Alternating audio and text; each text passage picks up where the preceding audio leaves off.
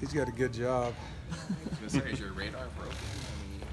It said it was going to be sunny and 40. We needed to be outside catching some punts See, today. Joe knows the weather. We just have to ask Joe. Wouldn't you love to be the weatherman and be wrong all the time? Nobody cares. It's kind of my job now. Joe can create the yellow pad for the weatherman. Jeez, oh man. So we're getting close to the spring game now. We are, yeah. How do you feel about the team at this point?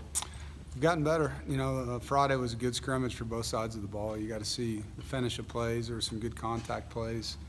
Got to see some guys make some contested catches and progress for a lot of guys. And those young players now are starting to play faster, you know, thinking less. And we're hoping to get out when we were out today, but just it's been hard, you know, in the kicking game, trying to replace our returners, and so getting out there and catching the ball. We worked on our kickoff return outside today, and so it was good to get out there and have to deal with the elements a little bit. Who are some of the candidates as returners? Thayer Thomas, Jacoby Myers, Steph Lewis, Maurice Trowell. Those are the four guys really that have looked the best so far. That any of them stand out as a punt returner? Probably Thayer and Jacoby as punt returners right now. Kickoff returner, you know, today was the first day we've had full return, so we'll have to see how that film looked. But Steph Lewis is a guy that we're excited about, and Aaron Collins has done some good things in some of the practices, but we got a lot of work to do on that still. What kind of work ethic does Thayer have coming out of Heritage? Really good, you know, and I don't know, he seems like the kind of kid that's had it since he was young, you know, but he's just every day the same person. He works really hard. He's got a good skill set too. He catches the ball well. He understands the game. He's got a high football IQ.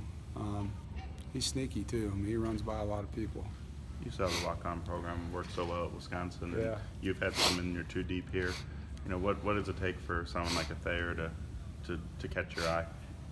You know, it's just how they handle it early on. We treat all those guys the same. You know, our walk-ons are treated exactly like everybody else on the roster, same opportunities, and it's really about being opportunistic when you get a chance to get in the rotation, which he has this spring. He's been in there with the 2s and sometimes the 1s.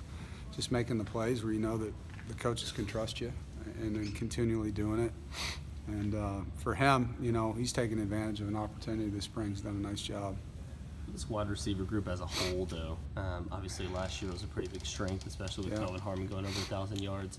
You know, you have many of those guys back. Obviously, not J-Sam if you want to consider him a wide receiver, but right. Where would you put this wide receiver group at this point?